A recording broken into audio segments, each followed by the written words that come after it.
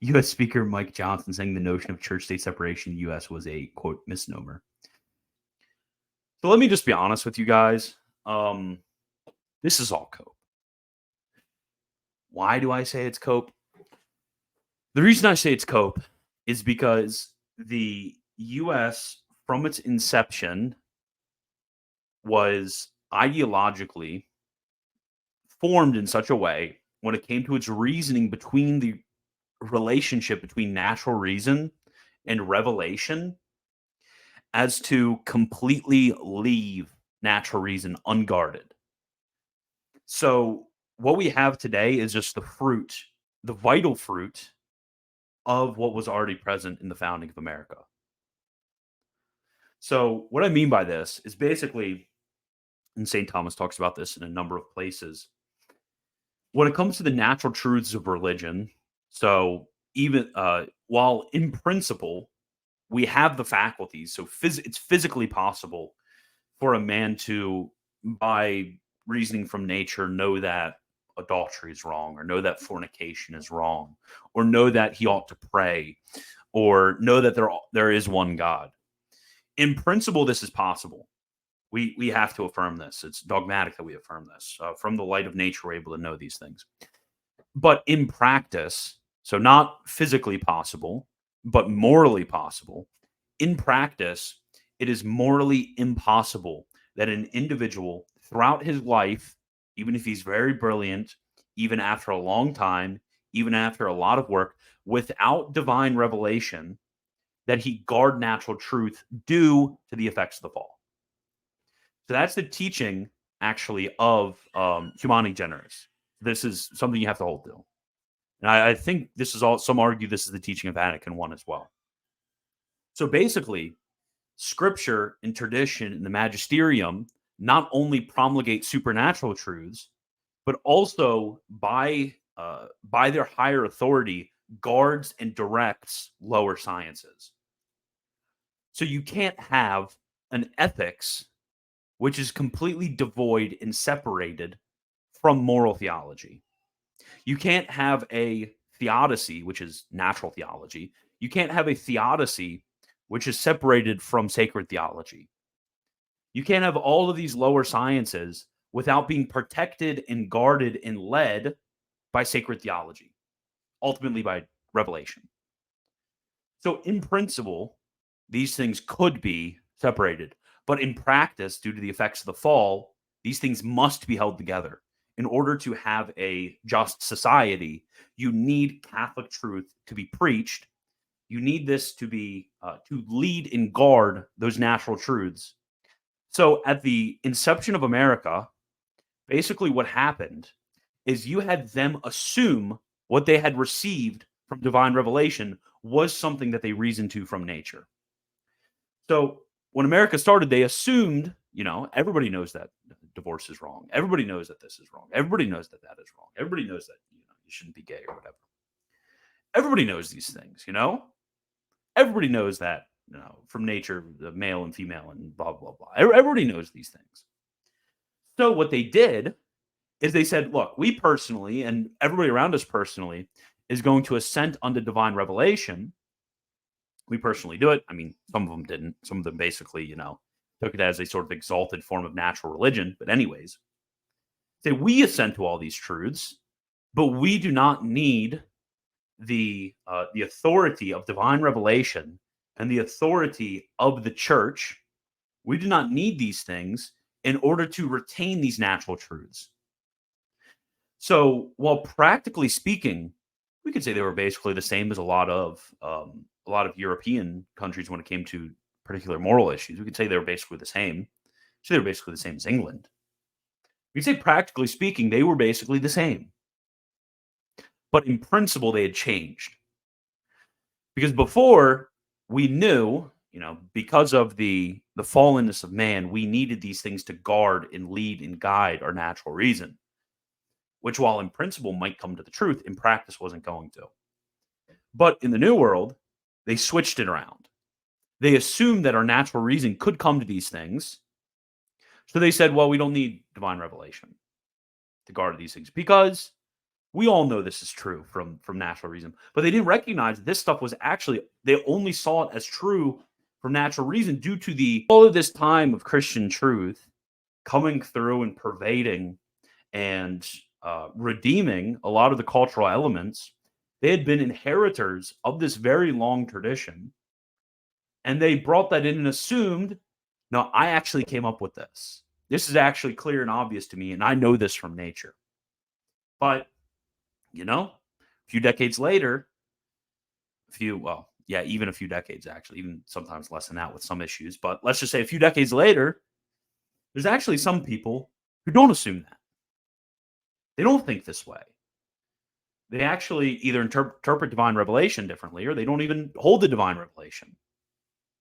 So what do you do then? What do you do?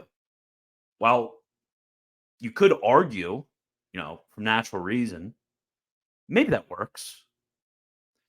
But what happens when a lot of these things basically become populist? Now you're tracking with me. What happens when a lot of these things basically become up to the sort of choice of the people? You have all of these individuals who are swayed by this or that, demagogue, basically. What happens with these decisions? Well, what happens is when you have as unstable as a governmental style as America has.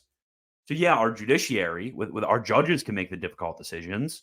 Do you think senators, representatives, think they're going to make difficult decisions? Governors, presidents?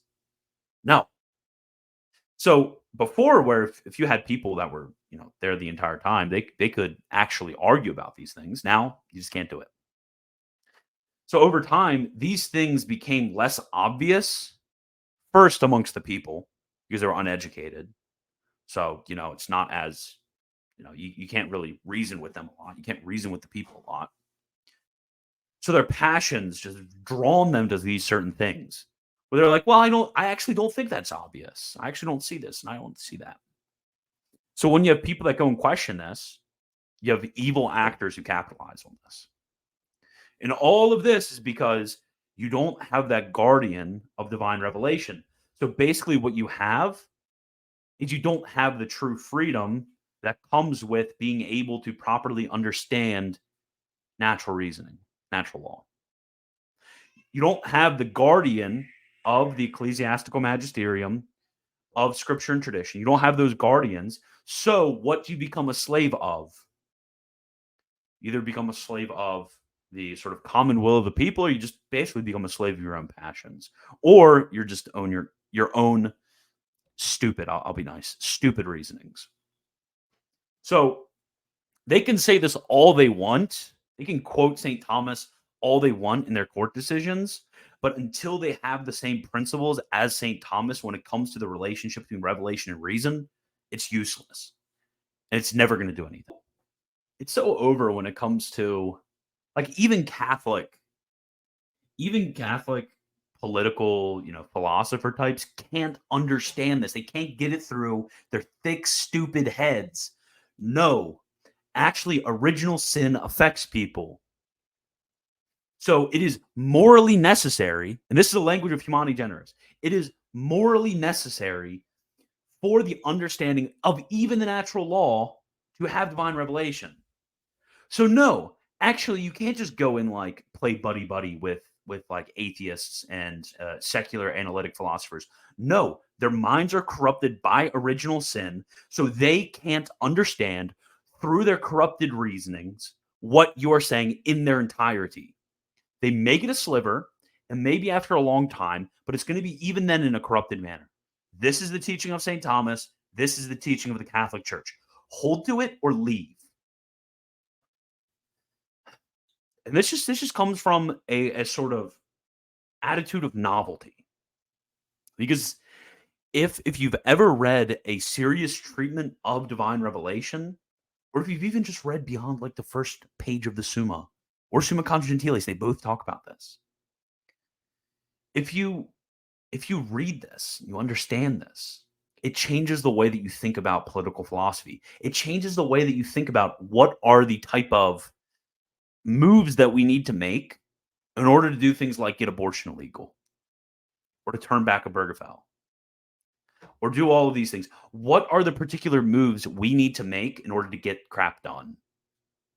For them, it's some I don't even know how to describe it. It's some fun discussions, I guess if you want to put it like that. It's some fun discussions with, uh, atheistic or, mere Christian or Muslim or Jewish or whatever analytic philosophers. It's basically like, oh, we're going to go into dialogue with these other guys. We go into dialogue. And like once we dialogue a lot, once we have a lot of discussions with them, eventually they'll stop wanting to kill babies.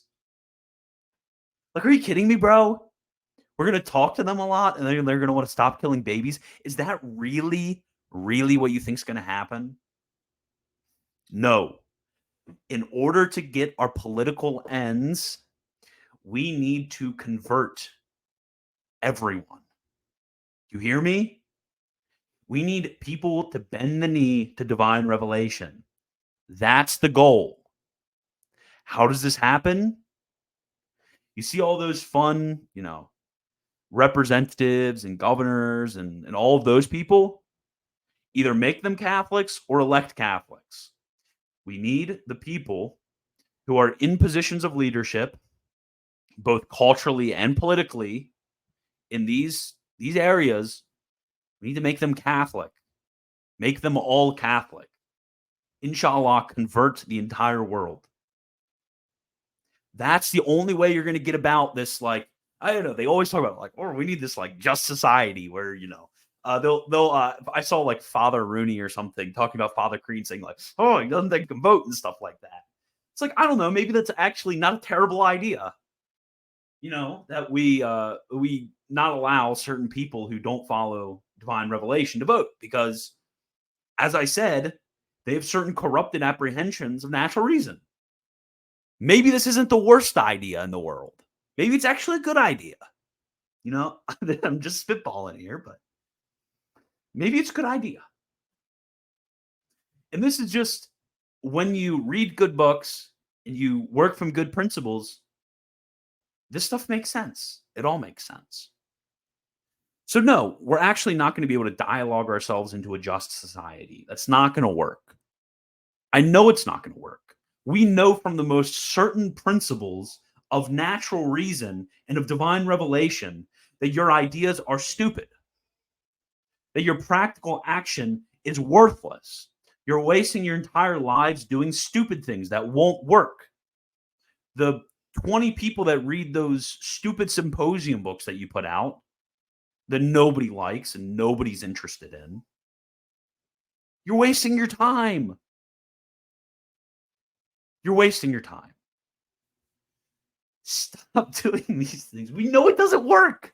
Why would it work? Why would it make sense that these types of political action work? They don't work. We need true and proper Catholic action that is meant to go out there and say, no, you guys, actually, I'm not going to just treat you like sort of either a useful idiot or pretend somehow that we're like on an equal playing field right here. Like, hey guys, we're on an equal playing field. Like, yeah, I know that you're, a blasphemer, a heretic or whatever, but no, we're on an equal playing field. Yeah, I know you think like sodomy is okay. Yeah, I know you think that, IVF is okay. Yeah, I know that you think this is okay. But like, we're on an equal playing field here. No, we're not. We're actually not. We're actually not. It's not because anything, in and of ourselves. It's not like we're somehow outside of grace have a moral superiority to ourselves. No, it's because God has made his church. God has made his church. This is obvious. God has revealed unto men these things in order to help us because of how short we fall. This is why he gave us the church in the first place. Like, what do you think the church in divine revelation has to offer to societies?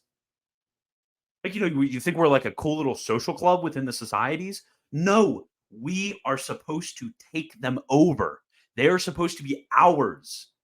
We're supposed to go in and say, look, Christ died and he has inherited, he has inherited all nations.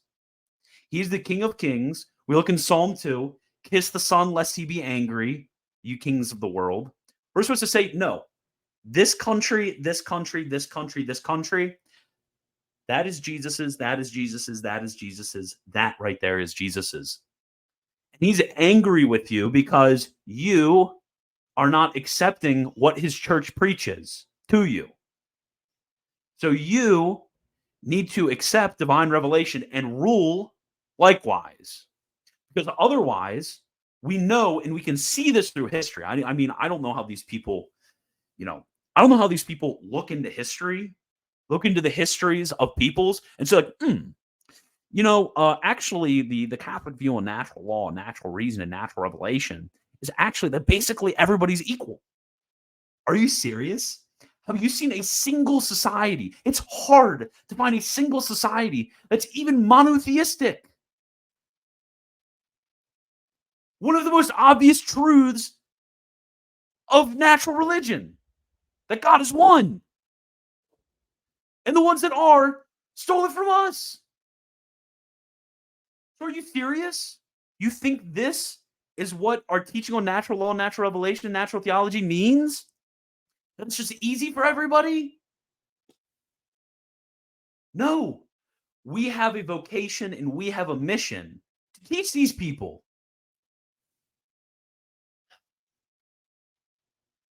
Like, what do you think we're supposed to do? What do you think we're supposed to do? And I'm tired of all of these like anti-integralists, all these anti-integralist, Catholic philosophers and theologians, putting in their pipe and putting in their monocle and tweed on, trying to say, like, no, we actually need to come into dialogue with them, blah, blah, blah, blah. No, we don't need to come into dialogue with them. We need to convert them. Do you not understand? These people are blind. They can't see anything. And you're like, let's do this vision test together. What, are you stupid? These people need our help. They need our help. They're out here, going into all of these disgusting things. The society's evil. I mean, these people's daughters are being put on OnlyFans. Their sons are gay. It's evil. It's all evil. People are only being treated as sort of objects of economic value. Like, this stuff is evil, and these people need our help. And you want to dialogue with them? No, you're evil for doing that. You're gonna go before Christ one day. He's gonna look you in the eye. You're gonna look at him, and he's going to tell you that you did not carry out what I told you to discipline all nations, all peoples. Not to maybe convert some individuals. No, nations and peoples. That's what we do. We go in to places and we convert the whole place. And we make the whole place Catholic. And then they're Catholic for 1,000 years. That's what we do. But no, these guys want to go in and dialogue with like the barbarians who are sacrificing their children. Are you serious? That's what you want to do? It's pathetic. You have the truth. It's not these people's fault.